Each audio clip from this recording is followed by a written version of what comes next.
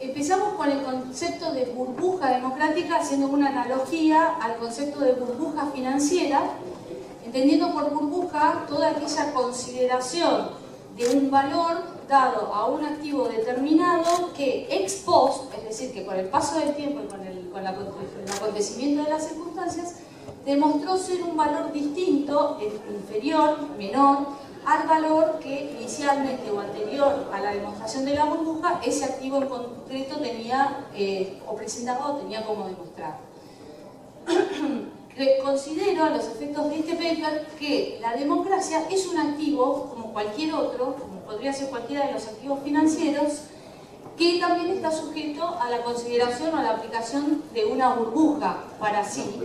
Y por eso la democracia, entendida como es entendida hoy en día, al menos en Argentina, no sé si en el resto de los países que nos visitan, en Latinoamérica, es un concepto que está altamente sobrevalorado por los motivos que vamos a ver en este paper. No vamos a hablar del concepto de democracia clásico, ni vamos a ser reiterativos porque todos los que estamos acá ya estudiamos qué es la democracia, sino que vamos a profundizar un poquito en el contenido de lo que yo entiendo está sucediendo con el concepto de democracia en Argentina.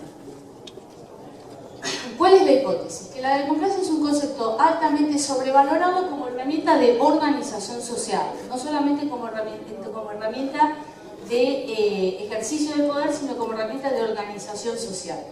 ¿Por qué motivos? Abajo vemos un poco los motivos. Primero y principal, el concepto de democracia incluye, desde su consideración etimológica, a un colectivo que es el pueblo. Para quienes somos adherentes al individualismo metodológico, ese es nuestro primer problema. Estamos tratando de llegar a conclusiones partiendo de un punto de partida, valga la redundancia, que ya empieza teniendo serias dificultades, como es el colectivo pueblo. Este problema genera dos consecuencias principales a los fines de este paper. Obliga a la toma de decisiones por mayorías numéricas, es decir, que con la consideración numérica estamos perdiendo de vista las consideraciones cualitativas de cada una de las decisiones a ser tomadas. Eso es número uno. Perdón. Y segundo, genera controversia sobre cuáles asuntos son o deberían ser sujetos a decisión por mayoría numérica. ¿Qué elegimos cuando elegimos? ¿Qué queda sujeto a consideración democrática? ¿Qué queda sujeto a una toma de decisión colectiva? ¿Cuáles son los ítems o los puntos o las circunstancias de interés social que pueden o no ser puestas a consideración de la totalidad de la gente? ¿O cuáles son las circunstancias que no deberían ser puestas a consideración de la gente, sino sujeto, mejor dicho, objeto de toma de decisión en el momento de ejercer el poder, no en el momento de decidir con respecto a qué hacer con esas consideraciones, sino en el momento de ejecutar nuevamente las consideraciones. Fundamentalmente no permite cumplir con las expectativas depositadas en ella. En 1983 Argentina regresa al sistema democrático y sube al poder Raúl Alfonsín recitando el preámbulo de la Constitución Nacional y contándonos a todos los argentinos, que él pretendía que los votáramos, que con la democracia se come, se cura y se educa. O sea que si yo tengo la posibilidad de votar, si yo tengo la posibilidad de vivir en un sistema democrático, electoralmente democrático, tengo todos los problemas resueltos. Voy a comer, al menos las necesidades básicas. Voy a comer, me voy a curar y me voy a educar. Primera gran expectativa no cumplida. Perdón que voy así, pero sé que me van a rajar en cualquier momento. Volví un cachito y me faltó mucho. Si bien es un sistema eficiente de acceso y egreso del poder, el grave problema que genera la sobrevaloración democrática es que no es una herramienta idónea o apta para el ejercicio del poder. Para el ejercicio del poder, la herramienta más idónea, desde mi concepción o desde mi consideración, es el sistema republicano de poderes que admite la división de poderes y permite el check and balances entre ellos, siempre tomando en consideración que los tres poderes van a estar compuestos por individuos. Si seguimos a la escuela de Public Choice, esos individuos siempre van a perseguir sus propios intereses. Si hay divergencia entre el interés de la gente, que es el político, y el principal, es donde nos encontramos con los problemas que después vienen acarreados con el ejercicio del poder, que derivaría eventualmente en un ejercicio abusivo o autoritario, como efectivamente sucede aún en un sistema democrático. Ay, perdón. ¿Qué es democracia para Hayek? Rapidísimo. Su principal preocupación es la democracia ilimitada, esta que se puede llegar a dar por considerar a la democracia como una herramienta para el ejercicio del poder. Aunque haya buenas razones para preferir un gobierno democrático limitado a otro no democrático, confieso sin reservas que prefiero un gobierno de esta última especie sometido a la ley. Ahí es cuando vienen los de la izquierda, nos cocinan, nos cuelgan de la plaza pública y nos ponen el dedo diciendo que nosotros somos los perversos, los malignos, que preferimos la dictadura a la democracia. No es eso lo que pretende enseñar Hayek. Hayek enseña todo lo contrario. Hayek es un demócrata, muchas veces es inclusive cuestionado por quienes adhieren a una versión un poco más amplia inclusive o más extensiva inclusive del liberalismo. Muchos lo consideran un intervencionista, pero esta lectura así abierta del concepto que tiene Hayek de la democracia es una lectura que en manos de quienes no adhieren a nuestras ideas es causal definitiva de nuestra condena social más amplia. Pero no es eso lo que Hayek quiere decir. Democracia en Popper, gran diferencia con Hayek. Pero por favor en esto sigamos de largo porque me gustaría profundizar en la situación en Argentina y nuevamente les pido y los invito a que continúen con la ponencia de Magno Turno, que es el especialista y va a profundizar sobre cuáles son las diferencias en el concepto de democracia que él encuentra entre Popper y Hayek, pero básicamente la principal diferencia la podríamos resumir en que para Popper la democracia no es majority rule, sino un juego de instituciones designadas para evitar tiranías y dictaduras. No constituye la sociedad abierta en sí misma, sino que es más importante y muy posiblemente constituye una amenaza para ella. Acá es donde empiezan las divergencias entre Hayek y Popper. ¿Qué entiende Hayek por sociedad abierta? ¿Qué entiende Popper por sociedad abierta? Personalmente, de nuevo, no me quiero expandir sobre esto, pero no creo que haya esas divergencias o esas diferencias tan tajantes que encuentran entre ellos, pero fundamentalmente para Hayek admite la existencia de un majority rule como mecanismo para la efectiva aplicación de la democracia, siendo que para Popper ese majority rule eventualmente podría significar la admisión de la tiranía a través de mecanismos o a través de sistemas aún democráticos. Puede ayudar a preservar la libertad, pero no a crearla si los ciudadanos no la valoran. En esto estoy total y absolutamente de acuerdo. Y de hecho, la Argentina en estos últimos 30 y pico años de historia de la restauración de la democracia puede ser un buen ejemplo, y ni qué hablar de Venezuela. ¿Qué pasa en Argentina? La Constitución de 1853, pequeña, gran gema, joya del pensamiento liberal, luz, faro en toda América Latina para el siglo XIX, que nos marca el camino a seguir, y de hecho así ha sido probado entre los años que pasaron desde 1860 y 1930.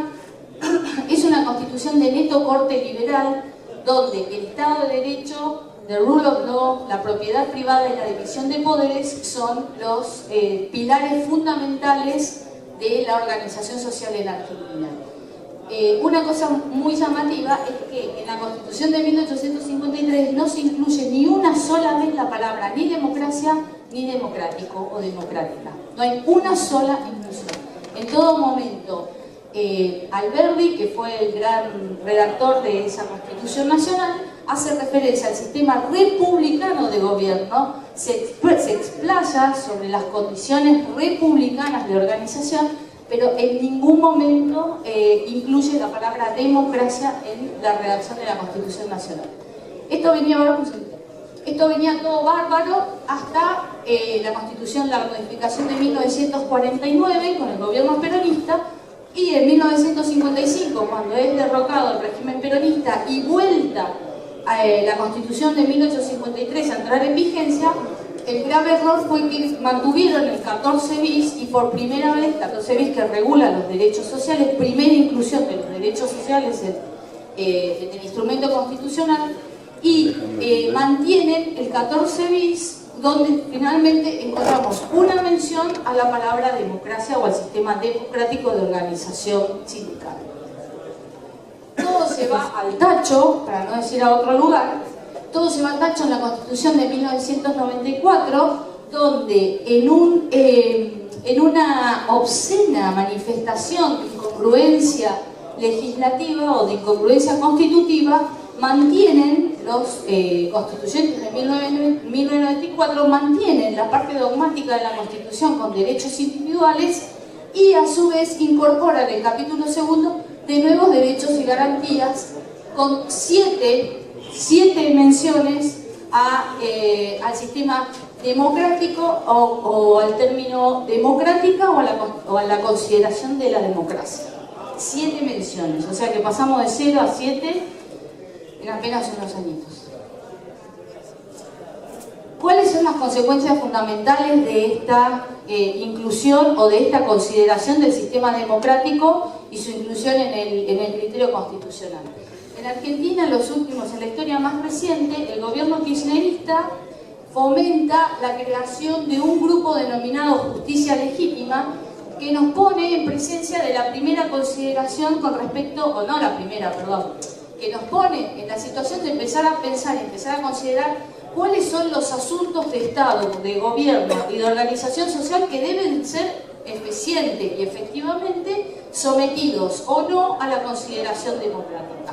Y nos encontramos con Justicia Legítima, como un ejemplo apenas, que es una agrupación que pretende la designación, la organización y la ejecución de la función jurisdiccional de jueces a través de un sistema democrático, es decir, que el pueblo, no saber quién es el pueblo, pero el pueblo, según esta perspectiva o según esta consideración del ejercicio de la función jurisdiccional, debía tener injerencia en la designación de los jueces, en el funcionamiento de los jueces y en la regulación general de la justicia.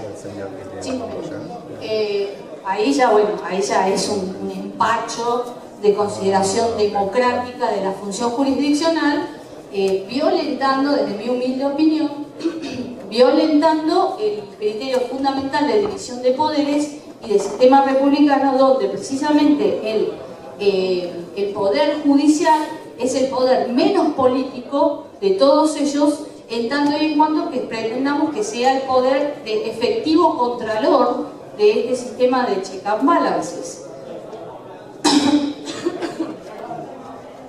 Y por último, fallo, para hacerla súper rápido, fallo reciente de hace apenas unos días de la Corte Suprema de Justicia contra el aumento de las tarifas del gas. ¿Qué pasaba para los que no son argentinos? Nosotros pagábamos tarifas de gas altamente subsidiadas. Según el informe de Clarín a enero de este año, el kirchnerismo, para que nosotros paguemos esas tarifas tan increíblemente bajas, había destinado más de 475.000 millones de pesos a los subsidios. ¿A quiénes? A empresas proveedoras del servicio de gas. El servicio de gas monopolio natural, y no nos vamos a meter ahí, pero el Estado argentino le había dado a las empresas monopólicas del servicio de provisión de gas 475.000 millones de pesos para que ellos pudieran llevar adelante la tarea de provisión de gas y nosotros los usuarios pagáramos tarifas irrisorias. 2 de abril del 2016, como un promedio a un hogar de clase media, el gas le venía saliendo 1.100 pesos anuales. Esto es menos de $100 a tipo de cambio de hoy, anuales por el consumo de gas. Con el nuevo gobierno se desafía, en la Corte Suprema se desafía en sede judicial la resolución ministerial que dispone el aumento de las tarifas, ameritando esta queja en sede judicial en el artículo 42 de la Constitución Nacional, que es una de las inclusiones a este capítulo segundo que habíamos visto antes, que admite la existencia de audiencias públicas. Estas audiencias, según una pequeña porción del fallo de la Corte, estas audiencias constituyen una de las varias maneras de participación ciudadana en la toma de decisiones públicas. Es decir, esa inclusión al concepto de democracia ilimitada, en términos de Hayek, la estamos pagando ahora con las presentaciones judiciales realizadas por las organizaciones de usuarios para evitar el aumento de las tarifas de gas. ¿Cuál es el problema fundamental que yo personalmente veo en esto? Primero y principal, que estamos extendiendo a un sector que no tiene la capacidad no tiene la capacidad técnica para dirimir una cuestión altamente pragmática como es la definición de tarifas. Le están poniendo en cabeza de todos los ciudadanos la posibilidad de dirimir esto. Esto conlleva naturalmente a un criterio populista y demagógico, porque nadie en su sano juicio va a pretender pagar de más si es que puede pagar de menos. Pero además y fundamentalmente está poniendo en cabeza de ciudadanos una cuestión de orden económica que interviene de manera forzosa y de manera falsa, si ustedes quieren, la determinación de un precio, y no me quiero desplazar con respecto al precio, pero una vez más, si no interviene el Estado, la regulación permite que intervengan los ciudadanos de manera forzosa, de manera artificial, en la determinación de un precio con las consecuencias nefastas que, por supuesto, cualquier intervención en los precios puede traer aparejado.